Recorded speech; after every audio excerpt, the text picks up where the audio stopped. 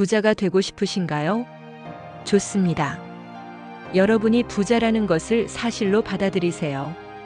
그런데 부자가 되는 것이 어떤 특별한 의미를 가져서가 아니라 단지 여러분이 원하는 것이기 때문에 그렇게 하시는 겁니다. 부유한 자와 가난한 자는 같은 존재입니다. 다만 부자의 상태와 가난한 상태는 다를 뿐인데 둘 모두 단지 상태일 뿐입니다. 가난한 상태를 차지한 자는 그런 존재가 되는 것을 결코 멈추지 않는 자이고 우리는 그런 상태에 빠진 사람을 보고는 가난한 자라고 말합니다. 하지만 그도 부자의 상태에 빠진 사람과 다르지 않습니다. 부자의 상태에 있는 자는 단지 돈을 갖고 있는 사람일 뿐입니다. 또 더 막대한 부의 상태를 원해서 막대한 돈을 갖고 있을 수도 있을 뿐 더 대단한 사람은 아닙니다. 더군다나 부자의 상태에 있는 자가 가난한 상태에 있는 자보다 더 큰 영적인 의미를 지니고 있다는 뜻도 절대 아닙니다. 단지 가난한 자는 그 가난의 상태에서 어떻게 나올 수 있는지를 모를 뿐입니다. 이 모든 것들은 상태입니다. 무한하게 많은 상태 중 하나입니다. 인간은 단지 자신의 무지로 인해 한 상태에 빠져 있을 뿐입니다. 만약 그들이 단지 상태라는 것을 알고 또 자신이 지금 있는 상태가 싫다면 나는 경제적으로 안정됐다는 것을 사실로 받아들임으로써 이 천상의 순간을 지금 심음으로써 그 상태에서 빠져나올 수 있습니다. 경제적 안정은 상대적인 개념입니다. 누군가는 1년 동안 10만 달러의 수입을 번다 해도 경제적으로 불안정하다고 느낄지 모릅니다. 어떤 막대한 부를 지닌 사람에게 당신의 수입은 이제 1년에 10만 달러가 될 겁니다. 라고 말하면 그 사람은 곧장 자신의 요트와 집과 같은 모든 것들을 팔고 또 특정한 클럽의 멤버십마저 포기해야 합니다. 그런 돈으로는 고용한 사람들의 월급조차 주지 못하기 때문입니다. 그들은 많은 저택을 소유하고 있고 그 저택마다 많은 직원들을 고용하고 있는데 고작 10만 달러의 수입이 있을 거라고 말했다면 아마도 굉장히 부족하게 느껴졌을 겁니다.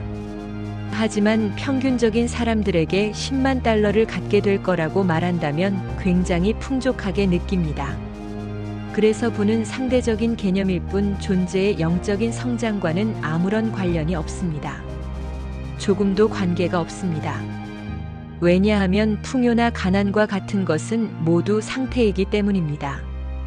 그렇기에 나는 이 세상의 어떤 상태에도 나 자신을 내려놓을 수 있습니다. 만약 내가 가난이 싫다면 그 상태에 들어가지 마세요. 상상이 현실을 창조한다는 명제는 제 주장의 전제입니다. 그래서 여러분이 그 기록이 이미 적혀 있기에 이제는 게으르게 상상해도 된다고 생각하지는 마시기 바랍니다. 상상이 현실을 창조한다는 것은 항상 우리 삶의 전제입니다. 그래서 아무리 영적으로 다시 태어났다는 기록을 가진 사람이라도 지금 상상한 것에 대한 결실을 거두게 됩니다. 세상에 우연히 일어난 사건은 없습니다. 하지만 우리는 씨앗을 심은 때를 적절한 시기에 기억하지 못해서 세상에 일어난 결과와 그것의 원인이 된 마음의 파종을 관계없다고 생각해버립니다.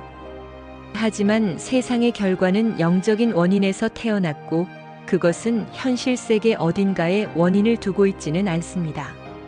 사람들이 그 일의 원인이라 말하는 세상의 원인은 단지 그렇게만 보이는 착각입니다. 그렇기에 누군가가 그 결과를 추적해보면 물질적인 원인을 발견할 수 있다고 말하더라도 그 말을 받아들이지 마세요. 물질적인 원인, 그러니까 세상의 원인은 진짜 원인이 아닙니다. 단지 결과일 뿐입니다. 모든 원인들은 영적인 것이고 영적이라 함은 상상을 뜻합니다. 인간은 오직 상상력이라는 것을 모르시나요? 그리고 하나님은 인간이고 우리 안에 있다는 사실을 모르시나요? 하나님은 인간이고 우리 안에 있으며 우리 역시 하나님 안에 존재합니다. 그리고 우리의 몸은 단지 이곳 썩어 없어질 육신이라고 생각하나요? 그건 잠시 두르는 외투일 뿐이고 진정한 불멸의 몸은 우리의 상상력입니다. 그리고 그것이 바로 하나님입니다. 세상 모든 일에서 상상력 외의 원인이란 없습니다. 다시 말해 하나님 아닌 곳에 그 뿌리를 두고 있는 것은 없습니다. 이자가 그곳에서 태어났더라라고 제가 오늘 밤 인용한 시편 87장은 매우 아름다운 문장으로 그 장을 마무리합니다. 그리고 노래하는 자와 춤을 추는 자 모두 함께 말하되 그대는 우리의 근원이라. 다른 근원, 다른 원천, 다른 원인은 없습니다. 여러분이 춤을 추는 사람이든 아니면 노래를 부르는 사람이든 관계없이 바로 여러분이 여러분의 근원입니다.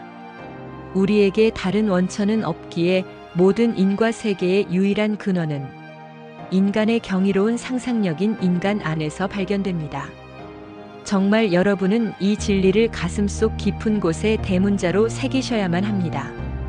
그리고 반드시 옛날의 습관처럼 남을 탓하거나 남에게 책임 전가를 하지는 마시기 바랍니다.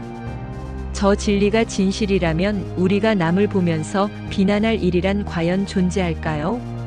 누군가를 보면서 그러니까 내가 이 문제의 원인이야 라고 말할 수 있는 일 따위는 존재하지 않습니다.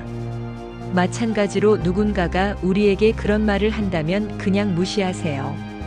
원인은 우리가 아닙니다. 지금 책임을 전가하려는 그 사람이 계속해서 그런 상상을 했기에 스스로 끌어들인 일일 뿐입니다. 그래서 누군가 자리에 앉아서 다른 사람이나 단체에 대해 안 좋은 생각을 했다면 그는 그 일을 만들어낼 겁니다.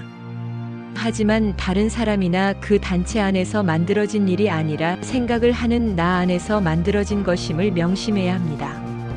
이 진리를 믿는다면 반드시 이 진리에 맞춰서 사십시오. 물론 우리가 무엇을 해야 하는지를 아는 것은 좋습니다. 하지만 우리는 그 힘을 움직이게 하는 권능입니다. 그러므로 우리는 우리가 무엇을 해야 하는지 아는 것을 넘어 그 일을 해야만 합니다. 그렇게 내가 그 일을 직접 실천한다면 나는 물을 마시는 것을 멈추고 포도주를 마시게 됩니다. 진리를 직접 실천하게 되는 때, 그때가 바로 포도주를 사용하게 되는 때입니다. 마찬가지로 무엇을 해야 하는지를 알면서 하지 않는다면 나는 물을 가지고 있지만 포도주로 바꾸지 못하고 있는 겁니다. 그래서 이곳에 모인 분들 모두가 그 일을 하도록 해서 매일의 일상으로 만들기 바랍니다. 그러면 전 확신을 갖고 이렇게 말해드릴 수 있습니다. 그것은 결코 여러분을 실망시키지 않을 겁니다. 결코 실망시키지 않을 겁니다. 이제 침묵 속으로 들어가겠습니다.